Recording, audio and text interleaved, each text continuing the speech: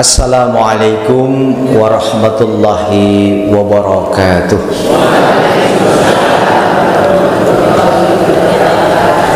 Alhamdulillah, alhamdulillahilladzi arsala rasulahu bil huda wa dinil haqq liyudhhirahu 'ala dini kulli wa kafa billahi shahida. Allahumma salli wa sallim ala nabiyyina Muhammad wa ala alihi wa ashabihi wa man tabi'ahum bi ihsanin ila yaumiddin, amma ba'd. Allahumma bika asbahna wa bika nahya wa bika namutu wa ilaikan nusyur, amma ba'd.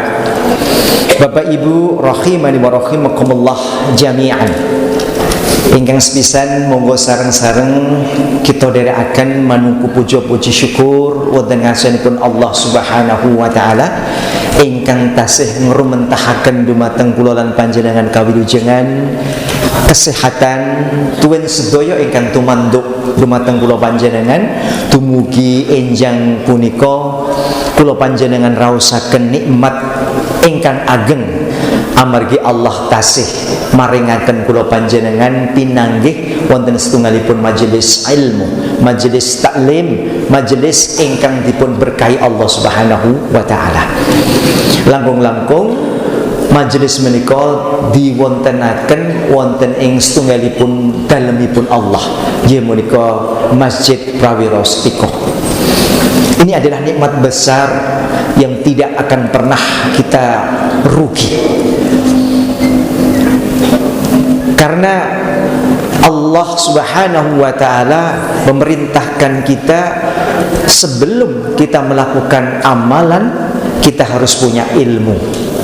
Sebelum kita punya ilmu, kita punya adab.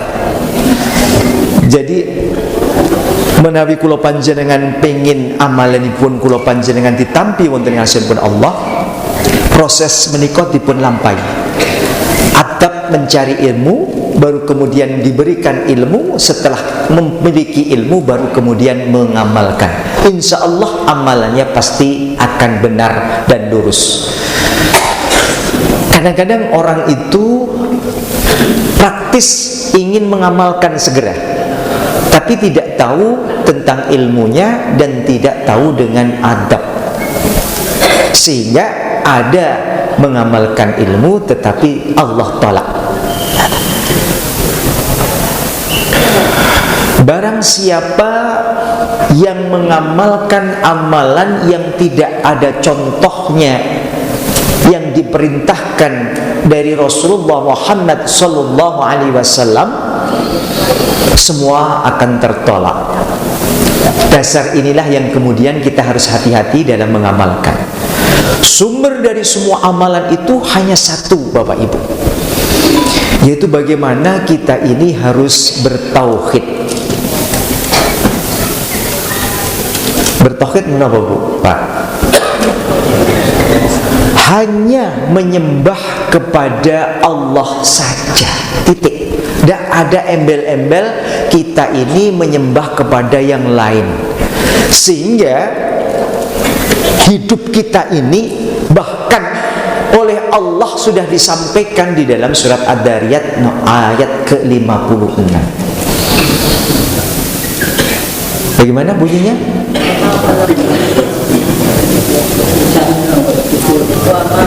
Wa ma khalaqtul jinna wal insa illa liya'budun. Subhanallah. Berarti banyak yang sudah tahu dengan apa yang diminta oleh Allah. Hidup kita ini sebenarnya hanya untuk beribadah kepada Allah. Kalau ada orang yang punya hidup, punya tujuan lain, berarti hati-hati, Pak. Tujuan hidup kita bisa jadi salah. Tujuan kita hidup oleh Allah disampaikan, wa ma khalaqtul jinna wal insa illa liya'budun. Tidak aku ciptakan jin dan manusia kecuali untuk beribadah kepadaku. Artinya semua yang kita lakukan ini dalam aktivitas harian, kalau tidak diniatkan untuk mencari ridho Allah, berarti kita telah rugi. Karena yang semua kita lakukan itu Allah tidak terima. Jadi Allah memerintahkan dalam kehidupan kita itu semua, Pak, dalam urusan apapun, tidak hanya untuk urusan ibadah. Ibadah memang betul, karena semuanya yang namanya ibadah ini tidak ada dalil yang melarang. Dalilnya cukup jelas bahwa untuk peribadatan yang tujuannya kita ingin mendapatkan pahala dari Allah Subhanahu wa taala, itu semua peribadatan itu haram hukumnya, kecuali kejaba ingkang sampun dipun titahaken kalian Allah lan Rasulipun. Ini harus kita kunci, kita garis bawahi. Semua peribadatan haram, kejaba, kecuali yang diperintahkan Allah dan dicontohkan oleh Rasulullah, baru itu yang benar. Pramila panjenengan boten saged mangke mencari hadis-hadis yang meriwayatkan ngene ora dilarang, mau koyok kene kok dilarang, koyok ini kok dilarang. Karena memang untuk peribadatan, beribadah kepada Allah, dasarnya bukan tidak boleh, tetapi diperintah atau tidak. Ini jangan dibalik-balik ya. Tapi untuk urusan muamalah, pada hakikatnya semuanya halal thayyib, kejaba sing dilarang. Jangan dibalik. Untuk ibadah kita mencari larangan, pasti tidak ketemu, Pak. Saya mau sholat subuh 5 rakaat, ono ndak dalile, ndak akan ketemu gitu. Tapi nek panjenengan itu mencari rujukan untuk sholat supaya diterima Allah, cari dalilnya. Sholat subuh itu berapa rakaat? Diperintah enggak? Gitu. Diperintah, iya. Berapa rakaat? 2 rakaat. Ya sudah, 2 rakaat, jangan ditambah-tambah. Jadi urusan ibadah jangan mencari dalil larangan. Ini kuncinya. Jadi kalau panjenengan akan mengamalkan sesuatu, cari rujukannya. Diperintah tidak gitu. Kalau perintah, laksanakan. Jangan dibalik gitu. Untuk urusan muamalah, mencari perintah. Mas, maam ayam ini kan halal, ning ora dibeleh nganggo bismillah, haram apa halal? Haram.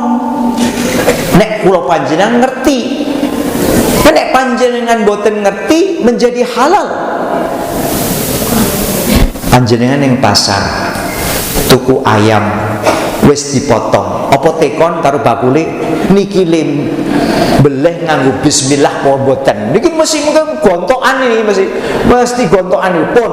Wis yakin mang coba mawon mangke. Gitu. Gelem ya tuku, ora gelem lunga. Ngono. Ribet gitu. Karena agama ini mudah sebenarnya kita lakukan kalau kita tidak yakin. Kalau kita beli ayam di pasar yang menyembelih pakai basmalah atau tidak, minimal panjenengan masak awali dengan bismillah, panjenengan dahar dengan bismillah, cukup. Tidak perlu ngeleseh karo sing dodol. Ini mesti gotokan ini manusia gitu. Apa meneh bakul sapi tekon meneh gitu. Sapine lembeleh ning endi nganggo bismillah ora wis iki yakin niku. Dadi gontokan niku mesti. Gelem yo ngene ora gelem rasa tuku. Ya. Jadi Islam itu mudah, tapi patokannya adalah bahwa untuk peribadatan, beribadah kepada Allah itu ada tuntunannya. Nah, tuntunan sebaik-baik tuntunan itu dari Rasulullah Muhammad sallallahu alaihi wasallam. Nah, setelah Rasulullah wafat, sebaik-baik tuntunan yang diajarkan oleh para sahabat, karena para sahabat langsung ketemu dengan Rasulullah sallallahu alaihi wasallam. Nah, setelah para sahabat tidak ada, generasi setelahnya adalah tabi'in. Maka kemudian kita itu mengenal ada 2 pedoman yang harus kita tidak boleh lepas dari pedoman itu. Karena kalau kita lepas dari pedoman itu, kita akan tersesat.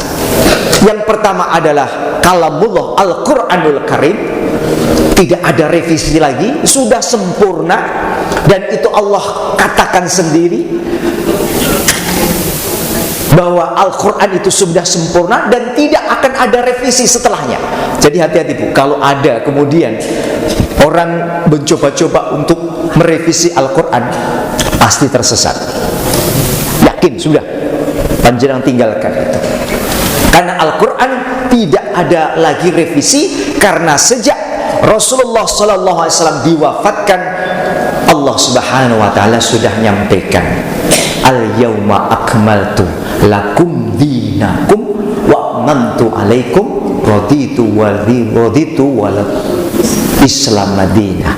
Islam Madinah, tidak ada lagi Islam jenis yang lain, karena Islam yang diajarkan cuma satu, yaitu ajaran Rasulullah SAW. Maka seluruh dunia ini tidak ada Islam gaduh-gaduh, tidak ada Islam dicampur karo Nasrani, ya. Sehingga dalam satu majelis Nasrani ono, kemudian Hindu ono, jadi siji, tidak ada.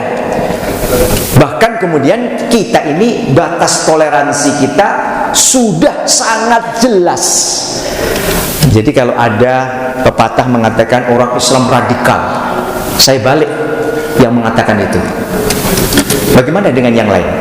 Saya katakan, apakah ada dasar, ada dalil dari mereka yang mengatakan toleransi terhadap umat yang beragama lain? Tidak dawat gitu. Di Al-Quran jelas, lakum dinukum waliyadin. Agamamu, agamamu, silahkan. Agamaku, agamaku, jangan kamu campur adukkan.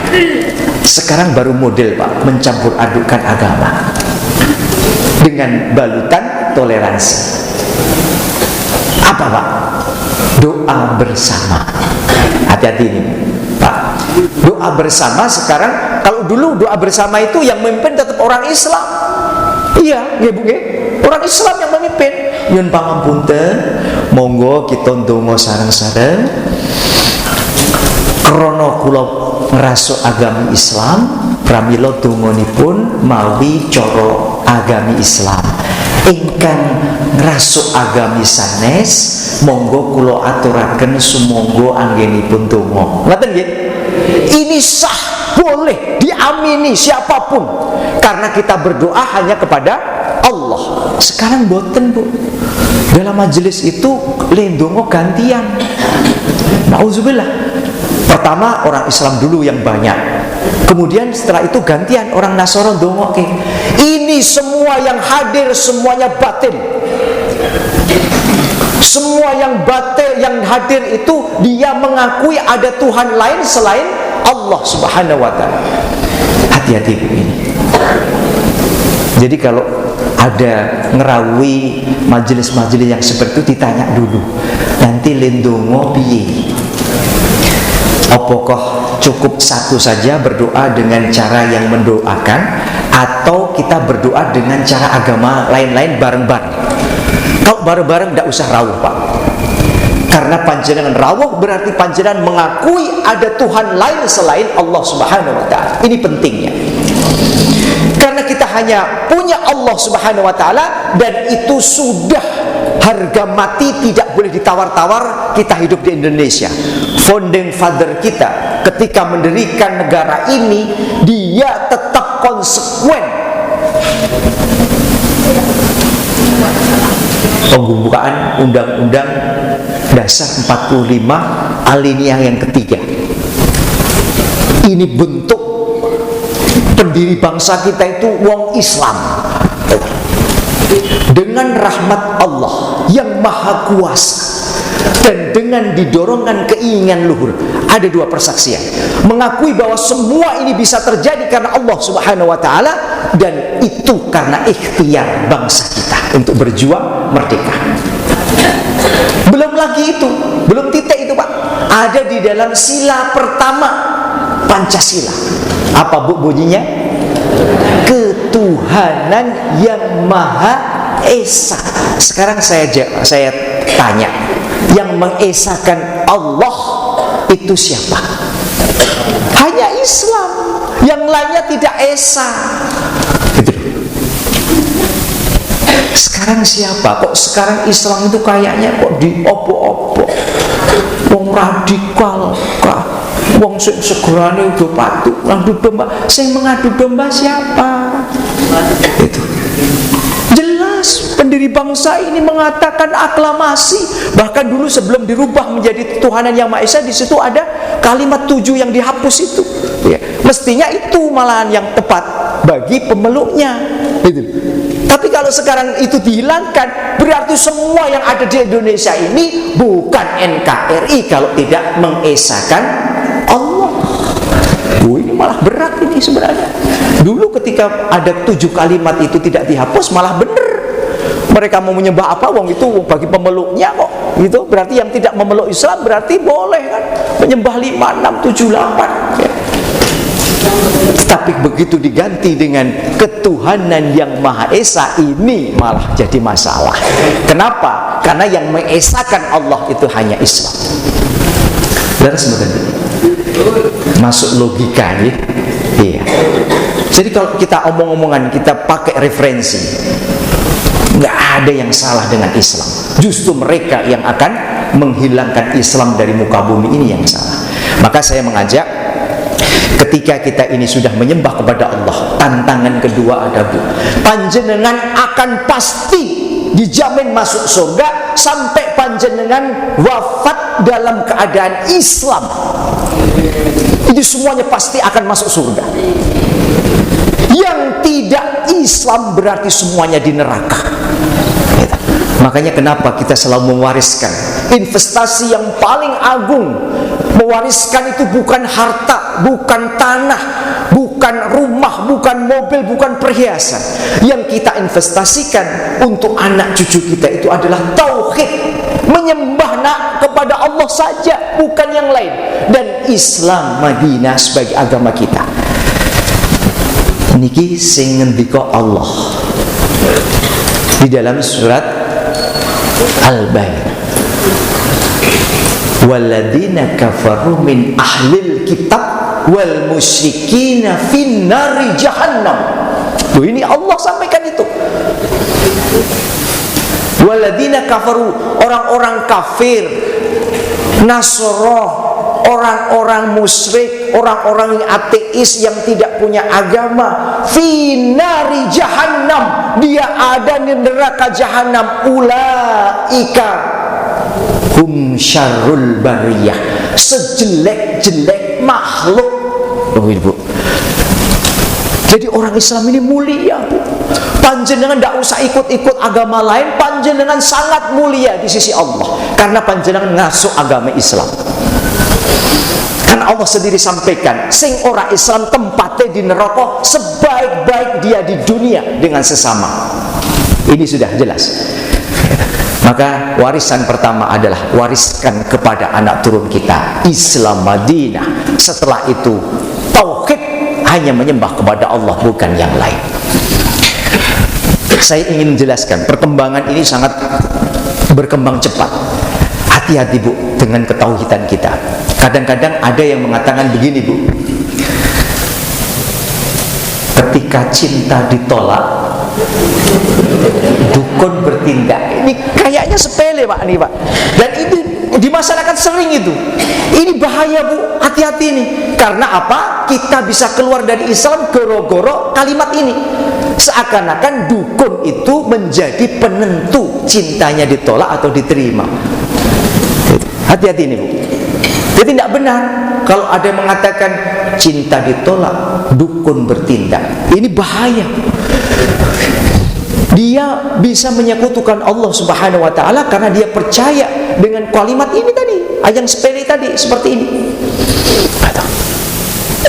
Golek sing halal we angel, golek sing haram we angel, kok golek sing halal. Ini kalimat enggak benar ini, Bu. Hati-hati juga ini. Enggak boleh kita mengatakan seperti itu. Bahkan ada yang lebih ekstrim lagi, ya. Saya punya apotek, ya. Kemudian saya berikan judul namanya Sumber Waras. Seakan-akan apotek itu yang memberikan waras, betul. Padahal yang memberikan waras itu, Bu, Allah. Hati-hati. hati-hati besok diganti namanya, diganti Paijah atau Painem atau Jubidah, enggak apa-apa, nama kita saja enggak apa-apa gitu. Ada lagi toko Pak, namanya Sumber Rezeki. Oh ini kelihatannya bagus loh Pak, ini ya bagus, tapi ini bahaya. Yang bisa memberikan rizki itu hanya Allah. Jadi jangan pakai sumber rezeki, bukan toko panjenengan yang membuat rezeki itu. Sampai iso sugih orang makakat. Bukan karena toko kita, tapi betul panjenengan untuk berjualan.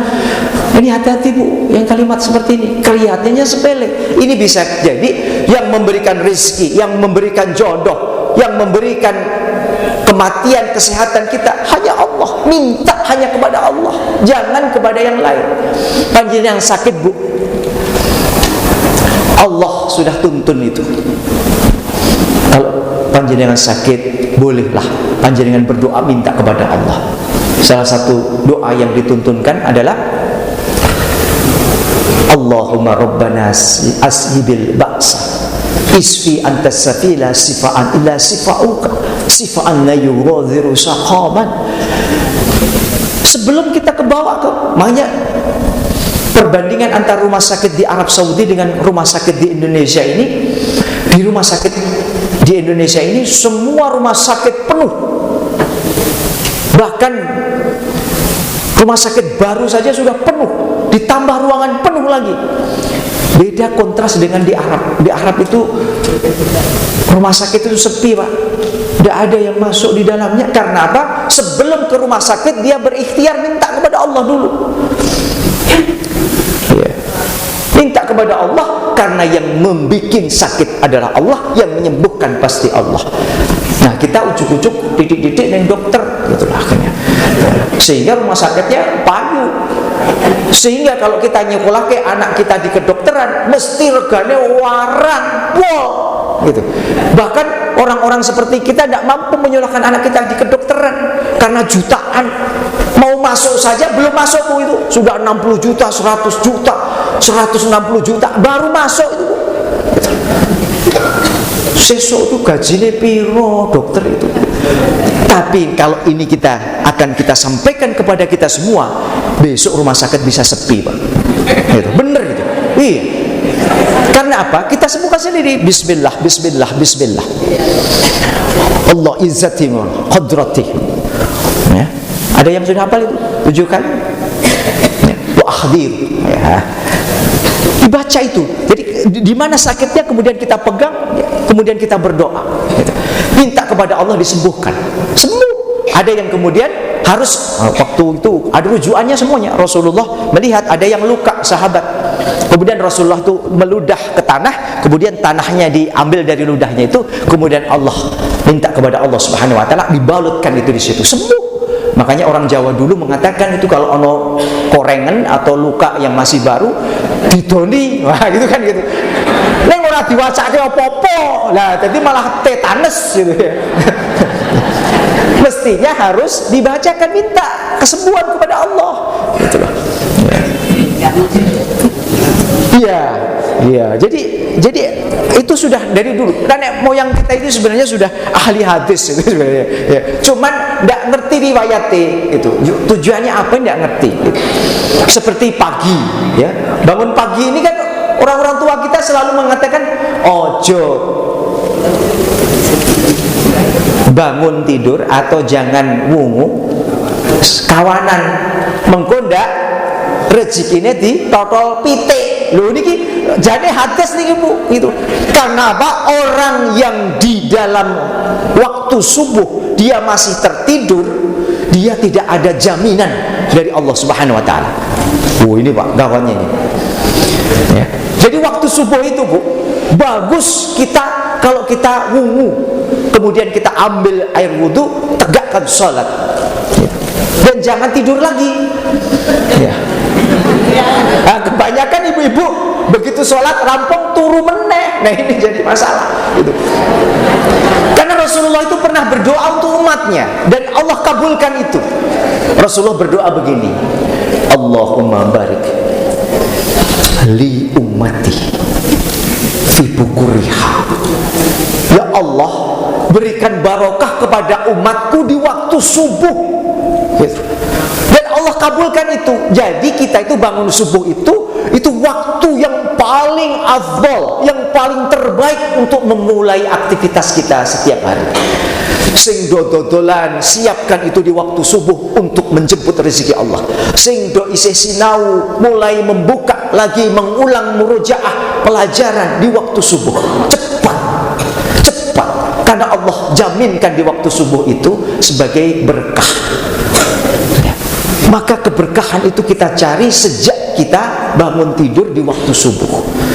Afdol lagi panjenengan sudah mulai berdiri menegakkan sholat di sepertiga malam. Ini akan panjenengan bisa rasakan betapa Allah sangat menyayangi kita. Apa saja yang kita munajatkan Allah kabulkan, dengan syarat panjenengan tidak ogah untuk mendirikan sholat malam. Jadi yang menggenggam dunia dan seisinya ini Allah. Kenapa kita harus minta kepada selain Allah? Ini bodoh, jahil. Sekarang saya tanya, yang membuat makhluk ini siapa? Allah. Kok kita masih bergantung pada makhluk? Bah, ditutulan kulo mbok diparingi laris. Mboten sah ngaku nggih, kok ndak ketok. Niki kula contohke, sering kita itu seperti itu. Kenapa kok tidak meminta kepada Allah sing gawe simbah niku? Gitu. Kita minta langsung kepada Allah. Kita tidak boleh mengatakan bahwa kita itu tidak bisa, doa kita pasti ditolak. Jangan, semua makhluk Allah ini punya hak untuk berdoa. Bukan hanya kiai, bukan hanya orang-orang soleh, tapi kita punya hak langsung kepada Allah. Nah, kita itu kadang-kadang tidak pede. Nek ora sing soleh, ora ditompo. Nah, perbaiki diri. Kita harus soleh juga. Kalau sudah soleh, otomatis doa kita akan diijabah. Ini sebentar lagi, ini sudah sofar ya. Sebentar lagi ada ritual namanya bekaka.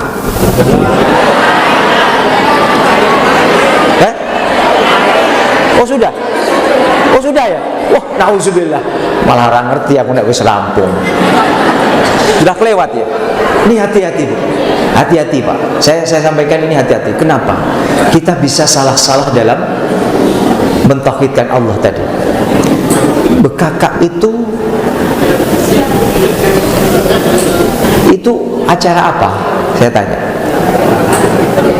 Gowo sesaji digowo neng Gunung Gamping, dipersembahkan kepada sing tunggu Gunung Gamping alias jin. Leres betul. Kenapa panjenengan tidak minta supaya panjenengan itu selamat, semuanya dilindungi kepada orang kepada yang membuat jin itu? Kenapa hanya tanggung-tanggung? Minta kok kepada jin. Jin saja lebih hina daripada kita sebagai manusia. Manusia itu diciptakan fi ahsani taqwim. Sebaik-baik makhluk itu manusia. Kenapa kita bergantung kepada jin? Jin itu harus tunduk kepada kita, bukan malah kita tunduk kepada jin. Kalau kita tunduk kepada jin, kita akan dipermalukan di hadapan Allah Subhanahu wa taala besok. Yang kasih sumbangan donatur, yang melihat, yang melakukan ritual itu semuanya akan diazab oleh Allah Subhanahu wa taala. Karena apa? Karena dia percaya sing tunggu Gunung Gamping daripada Allah yang menciptakan sing tunggu Gunung Gamping. Ini hati-hati. Ritual boleh, tapi jangan punya keyakinan bahwa panjenengan selamat itu sing jalaran sing tunggu Gunung Gamping. Panjenengan le dodolan laris bukan sing tunggu Gamping. Panjenengan ora ciloko sing tunggu ora. Panjenengan inna sholati wa nusuki wa mahyaya wa mamati lillahi rabbil alamin. Sing ngenai panjenengan urip mati sesuk, rezeki jodoh itu semuanya Allah Azza wa Jalla, tidak ada yang lain. Makanya ini kunci harga mati tentang tauhid ini perlu kita jaga. Karena Allah Subhanahu wa taala selalu mengingatkan kepada kita untuk urusan ini.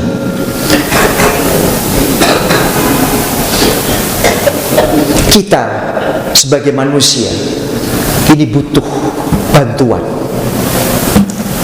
Ada di antara kita yang tidak butuh bantuan? Saya tanya ngacungu. Ya, rawani dong. Karena kita hidup ini pasti butuh pertolongan. Nah, saya mengingatkan, sebaik-baik pertolongan itu adalah Allah Subhanahu wa taala. Iyyaka na'budu wa iyyaka nasta'in. Ini sudah persaksian ini.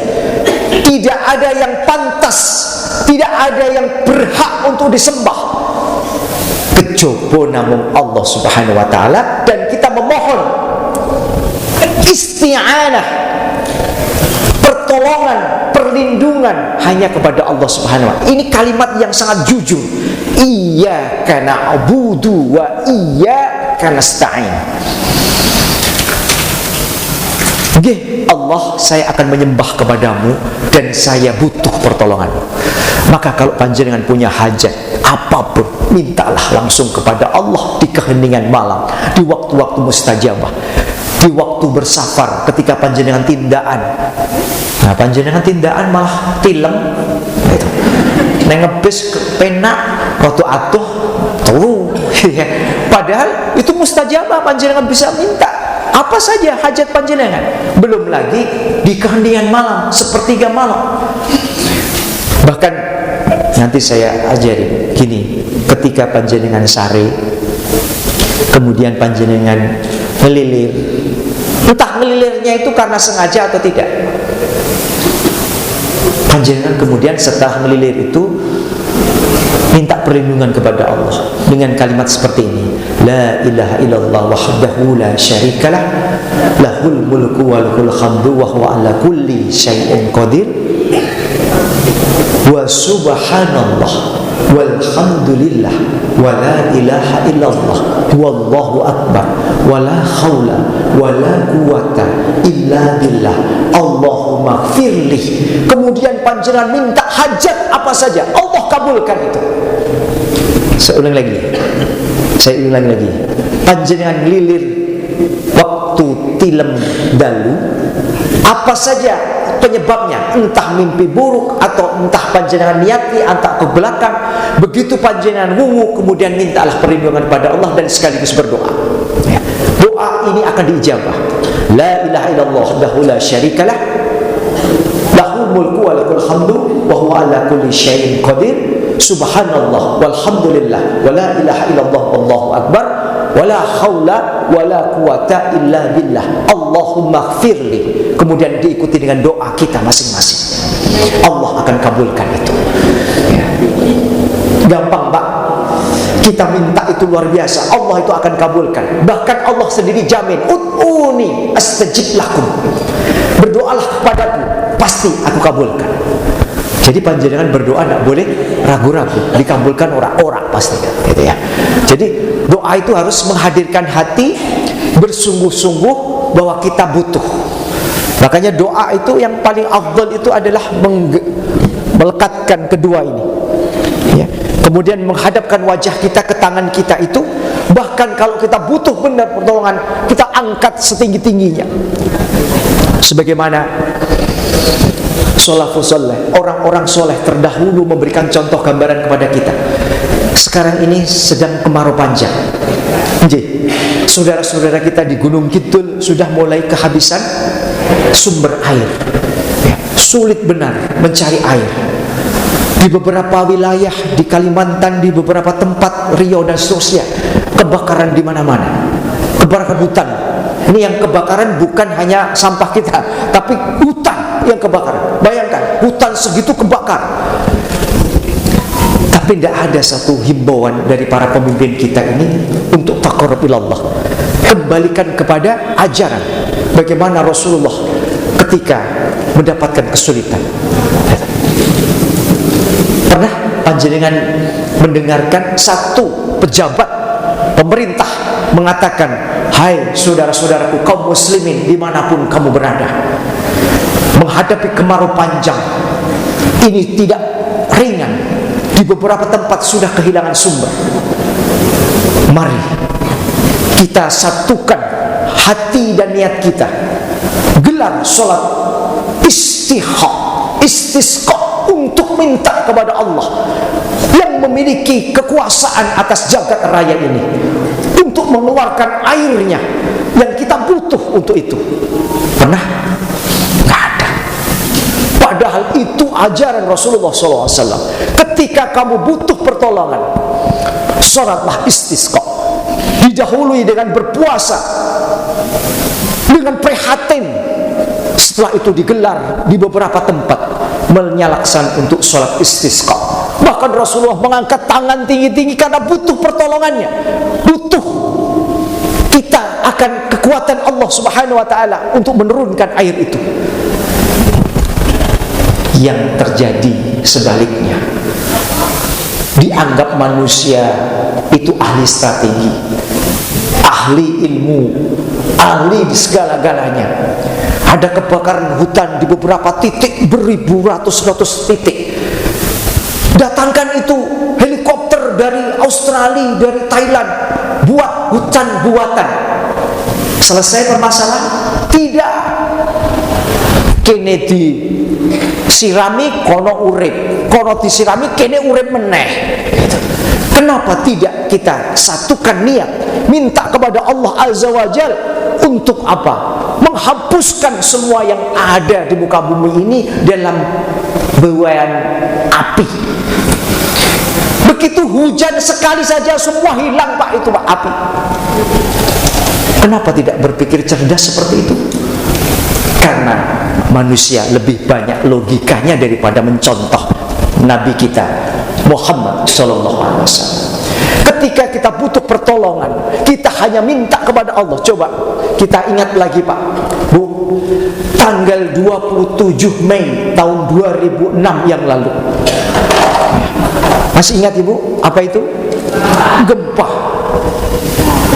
Begitu Allah timpakan gempa itu, ini yang membuat bukan sultan, ini yang membuat bukan preman. Gempa ini Allah yang menghendaki dan berkehendak, kun fayakun.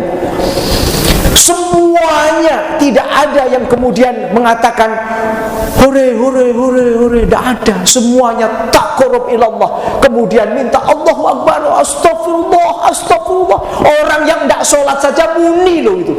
Gumon aku yang gantian gitu.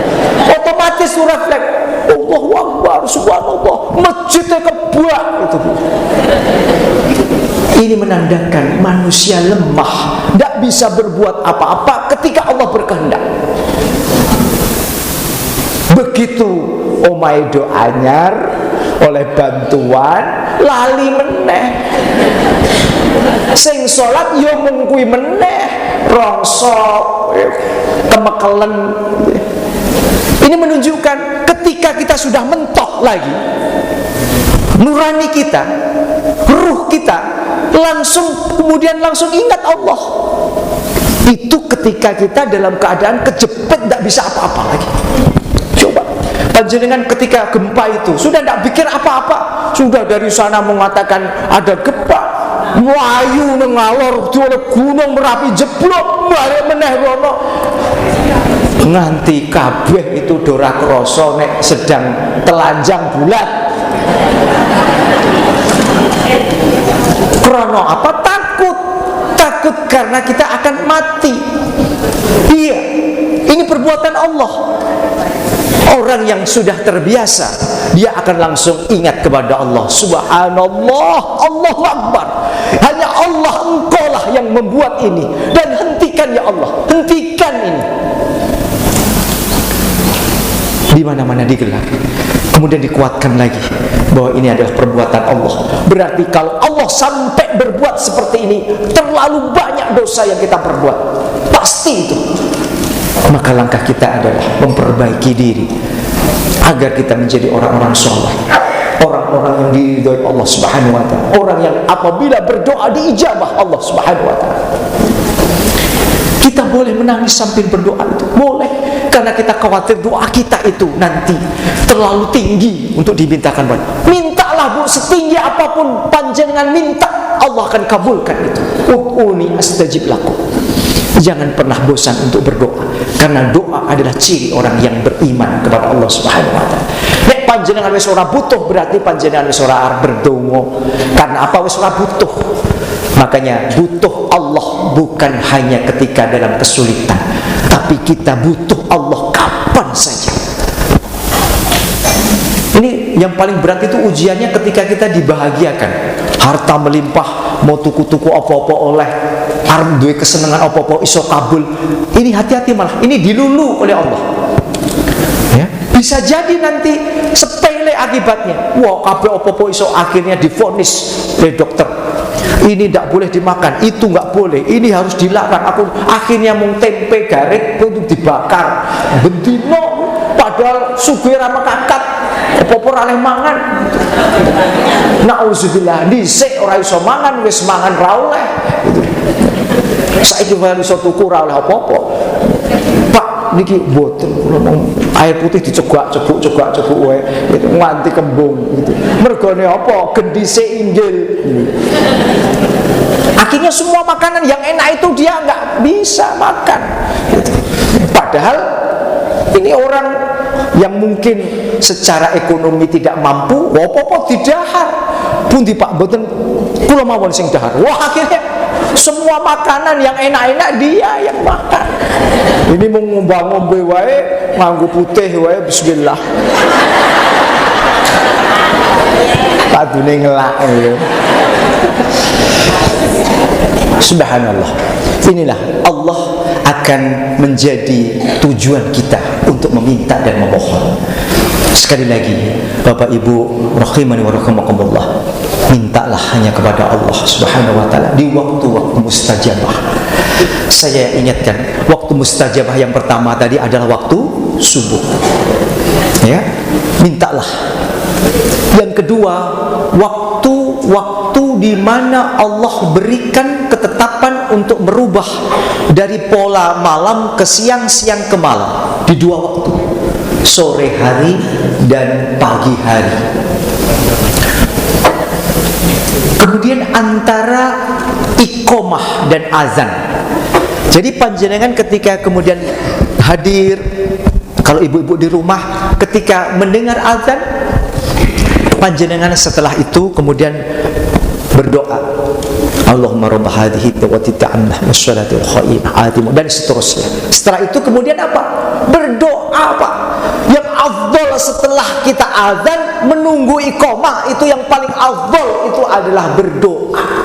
Doa apa saja.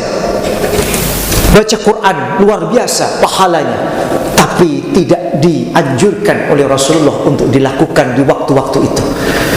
Di waktu itu yang paling afdal amalan yang kita lakukan adalah berdoa, meminta kepada Allah Subhanahu wa taala antara adzan dan iqamah. Itu salah satu di antara waktu-waktu yang mustajabah untuk berdoa. Belum lagi ketika turun hujan. Ya, ini turun hujan malah biasanya malah rasa dulu ngono udah turu wae do kerintelan. Jangan Bu, waktu hujan ini Allah kabulkan banyak doa itu. Maka ketika turun hujan kita berdoa, Allahumma sayyiban nafi'an. Ya? Itu sudah hafal belum doanya? Ketika turun hujan, kemudian kita berdoa, Allahumma sayyiban nafi'an. Ya Allah, semoga hujan ini mendatangkan berkah bukan bala. Gitu. Jadi ini fikih hujan. Nanti kita belajar lagi. Nanti kalau ada waktu lagi kita bertemu, kita akan belajar doa ini supaya kita amalkan agar Allah menyayangi kita dan menjauhkan kita dari bala azab dari Allah Subhanahu wa taala. Barangkali ini yang bisa kami sampaikan. Ya, barangkali kalau nanti masih ada waktu kesempatan untuk bertemu lagi, kita akan belajar bersama-sama untuk mengamalkan sehingga Allah ridha sehingga Allah menyayangi kita dan Allah akan kumpulkan kita nanti kelak bersama-sama di surganya Allah Subhanahu wa taala. Usikum wa nafsi bittaqwallah. Subhanakallahumma wa bihamdika asyhadu an la ilaha illa anta astaghfiruka wa atubu ilaik. Assalamualaikum warahmatullahi wabarakatuh. Oh, doa. Ya. Kita berdoa, ya. Doanya jelas kita satu, ya. Maka saya yang berdoa, Bapak Ibu yang aminin. Mudah-mudahan Allah kabulkan dan Allah berikan kemudahan urusan kepada kita agar semua hajat kita dikabulkan Allah Subhanahu wa taala. A'udzubillahi samil alim minasyaitonir rajim. Allahumma ighfir lil muslimina wal muslimat wal mu'minina wal mu'minat al ahya'i minhum wal amwat innaka sami'un qarib mujibud da'wat. Alhamdulillah hamdan katsiran. Allahumma shalli wa sallim ala nabiyyina Muhammad wa ala alihi wa sahbihi ajma'in bi rahmatika ya arhamar rahimin. Allahumma inna nas'aluka huda wa tuqa wa afafa wal ghina. Allahumma inna nas'aluka ilman nafi'an wa rizqan thayyiban wa amalan muttaqabbalan. Allahumma inna nas'aluka ilman nafi'an wa shifa'an wa shifa'an min kulli da' wa syaqam bi rahmatika ya arhamar rahimin. Allahumma inna nas'aluka ridhaka wal jannah wa na'udzu bika min syaqatika wan nar. Allahumma aslih li dini alladhi huwa ismatu amri wa aslih li fi dzurriyyati inni tubtu ilaika wa inni minal muslimin. Allahumma inna nas'aluka ridhaka wal jannah wa na'udzu bika min syaqatika wan nar. Allahumma inna nas'aluka salamatan fid din wa afiyatan fil jasadi wa ziyadatan fil ilmi wa barakatan fil rizqi wa taubatan qabla al maut wa rahmatan 'inda al maut wa maghfiratan ba'da al maut. Allahumma hawwin 'alaina fi syakaratil maut wa najatna minan nar wa afa inda al hisab. Allahumma fir lahum warhamhum wa afi fa'fu anhum wa akrim nuzulahum wa wasi' madghalahum wa agsilhum bil ma'i wasyaji wal barad wa nakkihi minal khotoya kama yunaqqa wal abyad minad danas wa abdilhu daran khairan min darihum wa ahlan khairan ma ahlihim wa zawjan khairan min zawjihim wa adkhilna jannata wa adaban nar. Rabbana taqabbal minna innaka as-sami'ul alim wa tub alaina innaka antat tawwabur rahim. Rabbana atina fid dunya hasanah wa fil akhirati hasanah wa qina azaban nar. Subhana rabbika rabbil izzati amma yasifun. Wassalamu ala mursalin walhamdulillahi rabbil alamin. Amin amin ya rabbal alamin.